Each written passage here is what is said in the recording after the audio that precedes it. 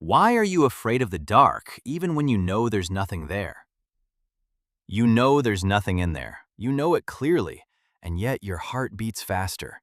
Your hand still reaches for the light switch.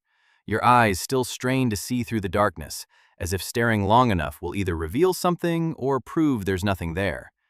And that part of your brain that knows there's nothing is losing a battle against another part that keeps whispering, "But what if there is?" Be honest, not just when you were a kid, even now. This is not a weakness unique to you. This is one of the deepest mysteries about how the human brain is wired, and none of us escape it. Billions of people, regardless of culture, education, or how many science books they've read, all have the same response when the lights go out. But what haunts me most is not why you're afraid. It's what lies beneath that fear, something neuroscientists are only now uncovering, and something ancient civilizations understood thousands of years ago. In this video, I'm going to take you through 5 layers of that mystery, from the deepest neuroscience inside your brain to the oldest spiritual traditions on this planet. By the end, you won't just understand why you're afraid of the dark. You'll understand what that fear reveals about the nature of consciousness itself, and why the ancients didn't see darkness as an enemy, but as a doorway to something more real than anything you can see with the naked eye. Let's start with something no one ever taught you in school. When the lights go out, your brain doesn't simply see darkness. Your brain loses the one thing it depends on most: information. And here is the most fundamental thing you need to understand about the human brain. It is not a passive device waiting for the world to act upon it. It is a prediction machine, running continuously, every second constructing a model of the reality around it, filling in the gaps with old data, and only updating when new signals contradict its current forecast. Neuroscientist Carl Friston calls this predictive processing, and it is the foundation of every experience you have ever had. So what does darkness do to that machine? It cuts off the visual supply, the channel that accounts for up to 70% of the brain's sensory bandwidth. Suddenly, the prediction machine has no raw material to work with. And when there's no data, the brain doesn't sit quietly and wait. It fills the void with probability. Probability written by millions of years of evolution, not by your rational mind. Evolution doesn't care about accuracy. Evolution cares about one thing only: survival. Throughout our ancestors' history, darkness meant hidden danger. Lions, snakes, enemies from rival tribes. Those who weren't afraid of the dark and wandered freely into the night didn't survive to pass on their genes. You are the descendant of those who were afraid. That fear is engraved into your neural architecture before you ever had the capacity to reason your way out of it. The central character in this story is the amygdala, the small, almond-shaped structure buried deep in the limbic brain, the early warning system that fires 200 milliseconds faster than your prefrontal cortex, the seat of rational thought. That's why you flinch before you think. That's why your heart races before you recognize it's just a jacket hanging on a hook. But here's the more stunning part. Research from Harvard and MIT shows that the amygdala doesn't only respond to actual danger, it responds most powerfully to uncertainty. In a well-known experiment, participants reported higher anxiety when an electric shock might or might not happen compared to when they knew for certain it would. Ambiguity is more frightening than known pain, and darkness is pure ambiguity. Nothing to hold on to, nothing to rule out. That's why your brain always defaults to the worst possible scenario. Not because you're pessimistic, because you were built to survive. But something even deeper is happening, something most people never learn. In complete darkness, you don't see nothing. You see Eigengrau, a German word meaning intrinsic gray, the color your brain generates when no light enters your eyes at all. Not pure black, a strange, deep gray, uneven, sometimes speckled, sometimes seeming to move. This is the background activity of the visual system, the random noise the brain continuously produces, even without any external input. Your brain has no off switch. It never truly stops generating reality. And from that noise, the brain launches a process known as pareidolia.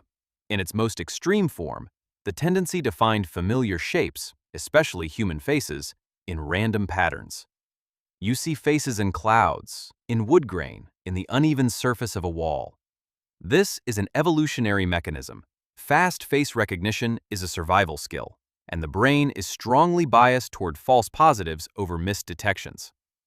The result is that in darkness, your brain is continuously drawing shapes out of eigengrau and visual noise. A form seems to appear in the corner of the room. Something looks like it's moving at the edge of your vision. This isn't hallucination in the clinical sense. This is the prediction system overworking in a data-starved environment, generating its own data. You're not seeing ghosts, you're seeing your own brain at work. And that leads to a larger, more unsettling question. If the brain generates reality, even in the dark, then how much of what you see in the light is also being constructed by your brain rather than received from the world outside? Neuroscientist Anil Seth of the University of Sussex describes consciousness as a controlled hallucination. The brain doesn't receive reality, it predicts reality, and adjusts when sensory signals contradict that prediction. Darkness is simply the most extreme version of that scenario, where the controlled layer is stripped away, and you see, more clearly than ever, that the machine generating your world has been running continuously underneath you all along, without your permission, without light, without anything from the outside at all. If you're finding this fascinating, you're only at the first layer. What comes next goes much deeper. Why ancient civilizations considered darkness their most sacred space. What happens to consciousness when completely isolated in the dark? And why this fear may contain the most important thing you've never been taught about yourself. Subscribe and turn on notifications, because this channel is going somewhere further. Now let's step out of the laboratory and into history, because here lies a strange paradox that most people never notice. While your modern brain treats darkness as a threat to be avoided, virtually every major civilization in human history treated darkness as a doorway. Not a doorway to danger, but a doorway to a reality deeper than anything the daylight could reveal. The ancient Egyptians called absolute darkness Nun, the primordial invisible ocean, formless and boundless, existing before creation itself. In Egyptian cosmology, the world was not made from nothing, it was made from darkness, as light separated itself from the absolute night. Darkness was not the absence of something, it was the presence of everything not yet given form. In the Hindu tradition, the concept of tamas, one of the three fundamental qualities of matter, is often translated as darkness, inertia, ignorance. But this is a shallow rendering. Tamas is also unactivated potential, the ungerminated seed, the unawakened consciousness, the energy not yet released. The yogis understood that to enter the depths of samadhi, the deepest state of meditation, the practitioner must first pass through inner darkness, not around it. The Maya had Xibalba, the underworld kingdom, where the gods of death and sleep ruled. But in Maya mythology, the heroes didn't avoid Xibalba, they descended into it, confronted what was hidden in the darkness, and only by passing through it did they achieve real transformation. Saint John of the Cross, within the Christian mystical tradition, described the dark night of the soul as the stage where every familiar spiritual light disappears, every comfort is stripped away, and the soul must stand in complete darkness. Not as divine abandonment, but as the most necessary purification, the place where the old self dies so that something more true can be born. The Lakota Sioux held the Inipi ceremony, the sweat lodge, in which participants sat in complete darkness and heat as one of their most sacred purification rituals, where the darkness was not an enemy to be conquered, but an environment of return, a return to Wakan Tanka, the Great Spirit, the presence that existed before form and light. One motif repeats across all these traditions, separated by thousands of miles and thousands of years of history. Darkness is where you encounter something more real than anything visible to the naked eye. And modern neuroscience, quite inadvertently, is beginning to discover exactly why that might be true. Let's talk about one of the strangest experiments in the history of consciousness research. Neuroscientist Olaf Blanca studied the sensation of presence, that feeling that someone is in the room with you, even when you know you're alone. This is not a rare experience. It is one of the most common experiences in human life, and it occurs far more frequently in the dark. Blanca discovered that the sensation of presence has a specific neurological origin. It arises when there is a conflict between proprioception, the sense of your body's position in space, and information from the motor cortex about what the body is doing. When those two signals don't match, the brain creates a phantom self, a second representation of you, and places it somewhere outside your physical body. Then the brain interprets that phantom self as another person. In darkness, proprioception weakens significantly because you're no longer using vision to anchor your body's position in space. The brain's tendency to generate a phantom self increases substantially. You don't feel someone else in the room. You are perceiving a part of yourself that your brain has projected outward. But the story goes further still. Professor John Lilly, the inventor of the isolation tank, the sensory deprivation chamber, spent hundreds of hours in complete darkness and silence, his body suspended in salt water calibrated to body temperature. Without information from the external environment, the brain doesn't sleep. It enters an entirely different mode of operation.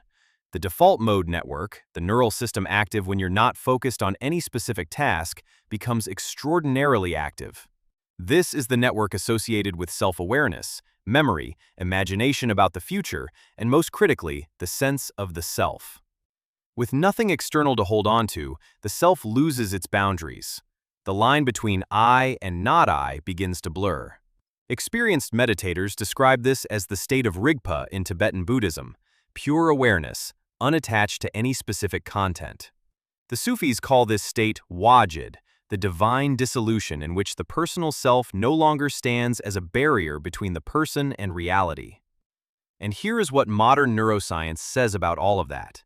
These experiences are not psychological delusions or superstition. They are different operating modes of the brain. Just as light can be wave or particle depending on how you measure it, consciousness can operate in different modes depending on environmental conditions. Darkness doesn't switch off consciousness. It switches the mode of consciousness towards something that ancient civilizations had been calling sacred for thousands of years before science had the language to describe it. Now, let's bring everything together. Your amygdala fires because of uncertainty, and darkness is pure uncertainty. Your brain generates Eigengrau and pareidolia because it cannot stop constructing reality. The sensation of presence arises because your brain loses its proprioceptive anchor and generates a phantom version of you. The default mode network intensifies, and the boundaries of the self begin to dissolve. Add it all together, darkness is not simply the absence of light. Darkness is the environment in which every mechanism you use to define who you are and what the world is gets challenged simultaneously, all at once, without exception. And this is exactly why spiritual traditions across the world have used darkness as a tool of transformation. If the fear of darkness is, at its deepest level, a fear of losing the self, then darkness is also the only place where you can discover what remains when that self is set down. Carl Jung called this confronting the shadow, not the darkness outside, but all the parts of yourself that have been denied, hidden, and pushed out of the light of consciousness. Jung argued that genuine psychological strength doesn't come from eliminating inner darkness, but from looking into it, recognizing it as part of you, and integrating it rather than running away. The concept of Shenpa in Tibetan Buddhism, often translated as clinging or emotional triggering, describes the feeling of being hooked by something uncomfortable, the thing that makes you want to escape immediately. The teaching doesn't say, get rid of Shenpa. It says, stay with Shenpa. Don't pull away. Don't push it away. Sit with the feeling and observe it, because in the space between activation and reaction, that is where real freedom lives. And this has a completely concrete scientific foundation. Lisa Feldman Barrett's research on interoception, awareness of internal bodily states, shows that the ability to tolerate uncomfortable sensations without immediately reacting is one of the most important indicators of psychological health. People with strong interoception aren't just less anxious. They make better decisions, build deeper relationships, and recover faster from trauma. And one of the most effective ways to develop interoception is to sit with discomfort without fleeing. To sit in the dark and not reach for the light switch. The Yoruba people of West Africa carry the concept of Ubuntu. I exist because we exist. In their night ceremonies, darkness doesn't separate people. It draws them closer together. Because in the dark, individual boundaries fade, and what remains is shared presence. In darkness, I becomes less real, and we becomes more real. Zhuangzi, in the Taoist tradition, returns repeatedly to the image of the night sky. In darkness, there is nothing to hold on to, no direction to follow, and it is precisely there that a person discovers Wu Wei, a freedom not from something, but within a state where nothing defines you. If the fear of darkness is a fear of losing the boundaries of the self, and if spiritual traditions across the entire world agree that moving beyond the self is the path to something deeper and more true, then perhaps your fear of the dark is not a flaw to be corrected. It is an invitation to the edge of what you think of as yourself, and the quiet question waiting there, what is on the other side? Remember what I promised at the beginning of this video? That by the end, you wouldn't just understand why you're afraid of the dark, but what that fear reveals about the nature of human consciousness. Now you can see the whole picture. The amygdala responds to uncertainty because you were designed to survive. The brain generates shapes from Eigengrau because it never stops constructing reality. The sensation of presence arises because you are perceiving a part of yourself your brain has projected outward. And at the deepest level, darkness shakes the very structure of the self, the thing that thousands of years of spiritual tradition have always known to be unfixed, impermanent, and not the full story of who you are. Fear of the dark is not weakness. It is a sign of a brain functioning exactly as it was designed to function. But understanding that gives you something evolution never could: a choice. You can be afraid and run, that is the old path, or you can be afraid and stay. Look at what the brain is generating. Sit with the edges of the self, and begin to explore what remains when all the images both out there and inside your head dissolve into the dark. Tonight, before you turn the lights back on, sit in the darkness for one more minute. Not to conquer the fear, but to meet yourself somewhere no mirror can reflect you back.